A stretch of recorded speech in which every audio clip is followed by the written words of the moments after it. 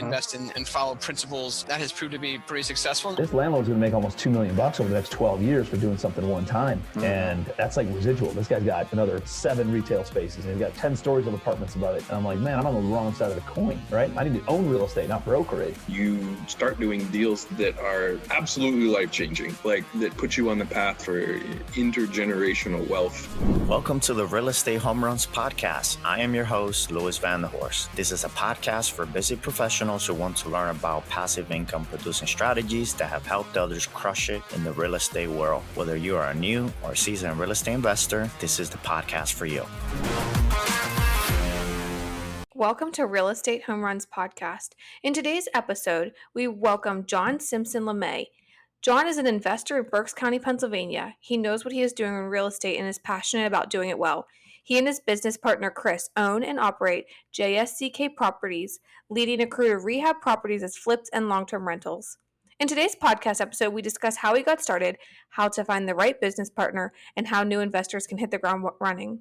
We know Jon personally and so appreciate his wealth of knowledge and have a ton of respect for him, and we are thrilled to have him on today's podcast episode. All right, everyone. Welcome back to the Real Estate Home Runs podcast. We have a very special guest today. Jon is a good friend, mentor, and I always enjoy talking to Jon. He's very active in my market. So I'm excited to host him today and just have him share his story with everyone and how he got started with real estate. Jon, thank you for being here. Great day, Louis. It's a pleasure being with you. And yes, I'm excited to be speaking with your guest, or with your audience, I should say. I'm your guest. But yeah, okay. I'm excited to, a little nervous here sometimes when you first get on, but yeah. I'm excited to be speaking with you today. It's going to be good. It's going to be good. So tell us a little bit about your background. I know you have some military background. You have also worked in manufacturing, then decided to take that leap into real estate full time.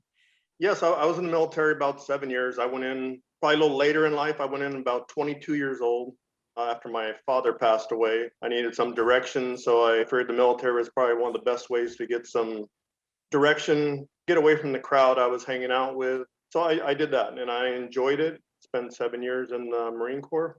And then after the Marine Corps, I decided I wanted to do something differently. So I traveled around a little bit, moved to Boston and married my wife there, and then started doing different things after that, just different jobs. I wasn't satisfied with what I was doing. I knew I wanted to do something differently. Then it wasn't until I moved to New York and we started looking into real estate and I saw the prices there. And I said, man, we can't afford to be living there. So we actually had some friends that moved from New York to Pennsylvania. So that's kind of how I got to Pennsylvania. And they were on, some people may not know where Lancaster Avenue is if they're not in our market area, but she lived on Lancaster Avenue and she bought her house for like $76,000. And I was like, wow. Compared to New York, I was looking at $300,000 home for a home. So my wife and I, we decided then, just coming down for a barbecue with them, that this is going to be our new place. And we decided to get into it then. When I got here, then I decided I didn't even have a job. I would still have my job in New York, use my income to get into the house that we were in. And that was in 2006 when that happened. So that was kind of the upward swing of the market at that time before the crash. So then I got down here. I ended up getting a job for one of our manufacturing companies out here, one of the second largest companies here in Berks County. And then once I started there, it was a decent living, but I said it's a great living, but I wanted a better lifestyle.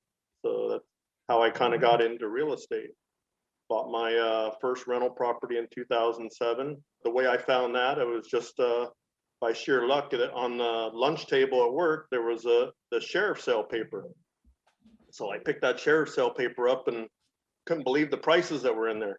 $1,200 and get a home. So I went looking. I went to a few of the sales to orientate myself. This is kind of before a lot of the podcasts and stuff like that. So I learned everything on my own at that time. I started going across the city. I had a pickup truck and I had my bicycle.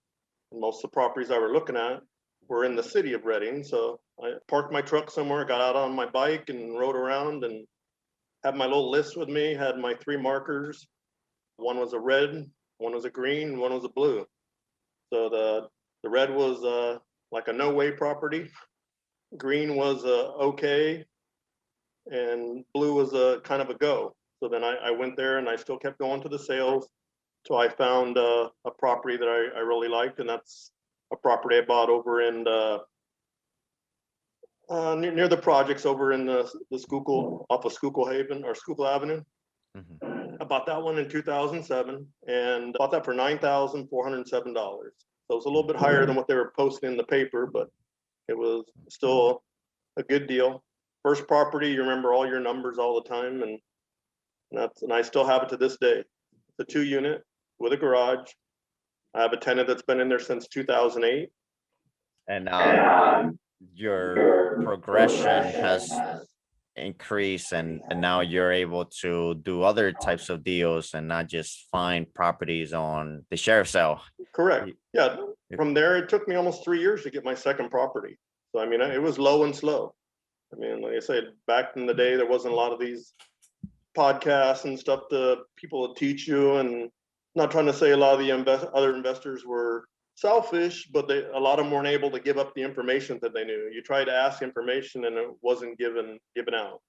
Even if you offered to take them to lunch or something like that, it was like everything was held close to the vest. Now people are starting to understand that the table's big enough for everybody to eat. You can get the information. Don't be worried about everybody behind you or around you, because there's plenty out there. I mean, if we have a lot of people that are marketing our area from Florida and Texas, that means there's still plenty out here for everybody else here. What would you attribute most of your growth after that first deal? Determination. I mean, it was a lot of determination. I kind of did my numbers to see what I can get away from my 9-to-5 job. And I knew I'd need at least 5 properties that were either free and clear or something to mask my income that I was bringing in. So I ended up getting actually to 7 properties before I left my 9-to-5 job. And there were some other issues along the way. I had some medical issues, so it kind of attributed to me actually leaving my job a little sooner than I had anticipated. But while I worked at my job, I maximized my 401k. I mean, so I was able to leverage my 401k money to purchase several of my investments. Like I said, I learned a lot of this on my own. I even bought a property and helped somebody else get into it. And that was my first lease option that I did. And that was kind of my biggest thing that I wanted to do. I wanted to help other people. This young couple, they're very young. His wife had a heart attack and it put him out of work, and they were struggling. They were about ready to be kicked out of their home. They had 14 years left on their mortgage. And I showed them some numbers where they can actually own a home in 5 years. So I bought the home. It was a bank-owned property. I had my contractors fix it up. They leased it for me for 2 years, and then I sold them the property. They were able to give me half down. I mean, I negotiated a price beforehand, and even though the market increased, I didn't increase it on them. I mean, I was making my money on the lease for the 2 years. Then they were able to purchase it. Last year, they finally paid it off. So it was, and they really liked that deal, and then it helped them in a way that they're able to have their home. I mean, and they own it outright. I mean, they would have still be owing on their last home, which was smaller, need a lot of work. And here I came in and helped them out, and with a house that was already fixed up to their likings and their needs. And they're now proud homeowners, debt free. I mean, he's still working, but now all the money can go to other things, either increase his retirement fund or whatever they may want to do. And for those people that don't know how to tap into their 401k to invest in real estate, would you mind explaining how you were able to do that? Because from my understanding, someone cannot access those funds until they leave the job. Well, or borrow against it. Correct. Well, on your 401k, when you're still working, you can take loans against it. And it depends on your company. So I was able to take loans. And like I said, when I first started, I knew where I was working would make me a living, but not a lifestyle. But when I got my first rental property, the money I made off of that, I just increased my 401k higher. So after my second or third year of working, I maximize my 401k every year, the max that I can put into it. So I did that. And then, so when my second property came up, it was actually on Schuylkill Avenue. I bought that for $18,000. And I was with a good realtor that is in the area. He taught me how to buy some of these bank-owned properties. And yeah, and actually I still have that property as well.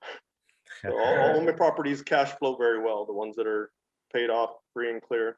But yeah, I borrowed from those 401ks and then I used their rent. It was cheaper than my weekly deduction because we got paid weekly and you pay yourself back pretty much on that.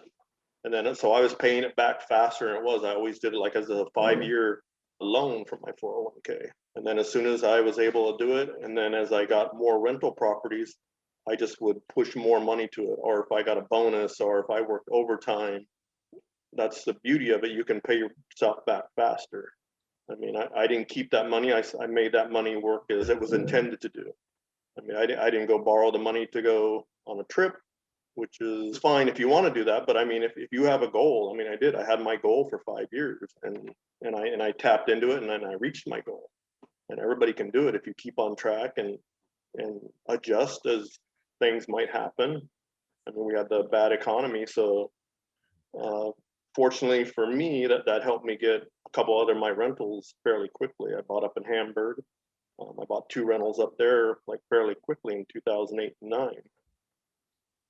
What are some things that you look for when you're evaluating a deal and you're still going through that mental, okay, this is a green, this is a red, that's a blue? What is that like? Of course, a lot of my strategies have changed. Before I wanted more of a, what you call a cupcake deal where I didn't have to go in and have to fix a lot of stuff. Now that I'm not working a 9 to 5, I'm taking on full gut deals right now. I mean, full rehabs. But the biggest thing back then, I didn't want to overextend myself. I wanted to cash flow fairly quickly, come in, get a contractor in there and start producing a rent within a month. And that's what I did.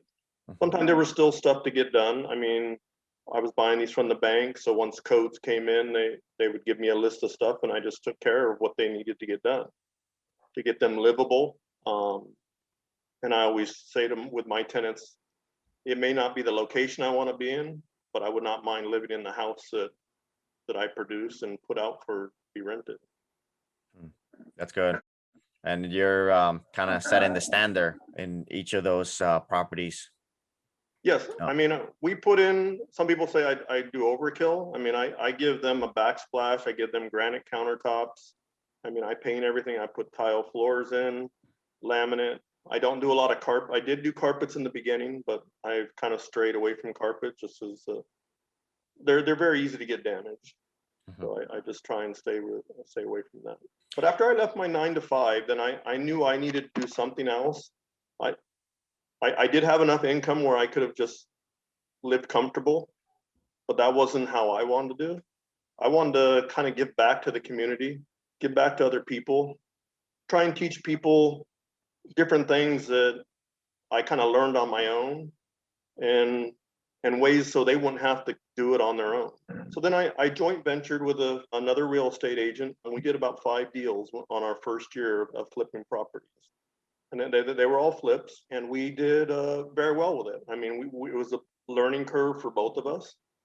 We got to know money lenders, we got to know contractors, and we got to know just even the people around us. I mean, it's a lot of the stuff is emotional. And if you got to take a lot of the emotions out and plug your numbers in and go with the numbers. And take calculated risks as you're doing them. Yes, you can't just sit there. I mean, I know my partner at that time, we had did an open house, like a open house rehab. And I had gotten into the realm by a good mentor of ours. She was having real estate classes and stuff like that. And she taught us different ways of doing things. And she asked if we would do an open house. And I had seen a lot of these people at our different meetups and stuff. And most of them had not even done one deal. And here we were on our like 4th deal at the time. And that's why I asked them, I said, well, what are you guys waiting on? And I think most of it is the 7 inches between our ears. We're afraid, the fear. You have to let go of that fear at some point in time. Because if you constantly hold on to that fear, you won't do anything. That's good. Have you always been someone who's had a positive outlook at things, or you had to train your mind to be like, you know what, this is a bad situation that I'm going through now, or the health issues or other things coming up? How do you train your mind to think positively? Kind of like part of what I always call the 5 a.m. club. So I always got up, still worked out no matter what my health conditions may have been or are still go work out, still do my morning readings, and always have stayed motivated. I mean, I've always wanted to try and help other people and help them with their goals, make them self-sufficient, make them, or not make them, but help them along their way to get self-sufficient where they want to be. I mean, find out what their goals are and try and get them on a track, because obviously none of us are going to be here forever. So, I mean, the more people we can help and get them self-sufficient and help them to get on their goals and make generational wealth, I mean, that's the best thing we can do. Is there a deal that you have done that maybe didn't work out as the way that you planned it, and what would you have done differently if you could do it again? Probably about 4 years ago, I bought a lot of properties off an auction site. I did about 5 of them at one time, not knowing how the contractors were going to be able to do it. I was more in the acquisition stage, so I was trying to build a team, and the team wasn't growing as fast as I was. So there were some growing pains there. It was tough. I had a few of them, and then I was actually still going through some medical issues. So I actually brought in a couple wholesalers that I was just going to liquidate everything that I had at the time. But then it came to a time I just kind of sat back and reflected and said, what was I doing this for? And then I just woke up one morning and said, no, I'm not going to sell them. I'm just going to go back, start from square one. If I have to get a whole new team, then that's what I do. And I pretty much did that. I ended up getting a couple different investors involved and joint ventured with them on 2 of my deals, and we got those across the plate and into the market. Some of the people will be watching this, they probably actually walked through some of the properties, because it was 5 properties all at one deal, and I was just at that time it was a kind of a low time in my life, and I just had to do something. I pulled myself up by my bootstraps and went back at it again. It's good. What are 3 things that have helped you be able to hit real estate singles, doubles, triples, or even home runs? Probably the biggest thing is staying connected with other investors. I mean, if I wouldn't have gone to a lot of these real estate meetings, and that was my goal in the beginning. I told myself in the beginning, because I didn't know a lot. I knew about my rental properties, but I didn't know about flipping, selling properties. Mhm. So I went to as many real estate investment meetings as I could in the beginning. I would go to like 6 or 7 of them a month. I mean, and that took a lot of time, but I met a lot of good people.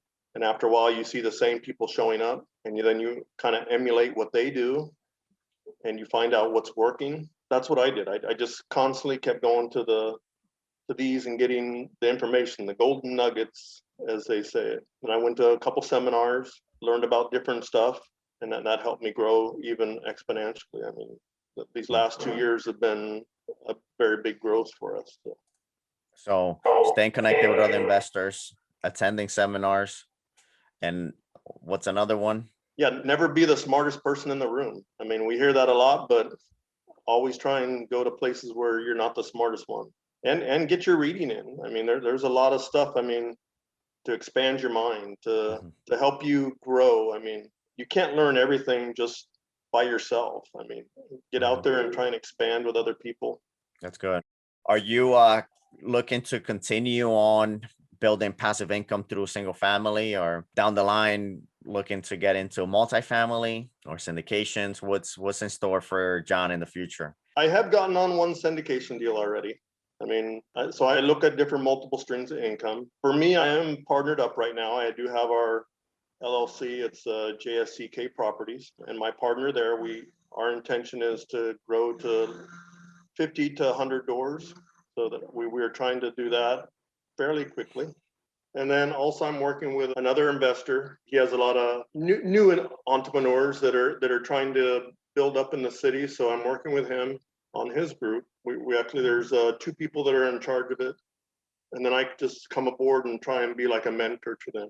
I mean, we want to try and change their lives and also the community's lives. That's what our goal is right now. I'm looking to pay off some of my investment so that I can have other streams of income. And what I want to do is pay off some of mine. And then as my rental income comes in, then I can go into multifamilies or syndication is what I want to do with some of my proceeds from my money. That way I have different types of income coming in. Building more passive income. Correct. Because the wholesaling is nice. I know you don't wholesale.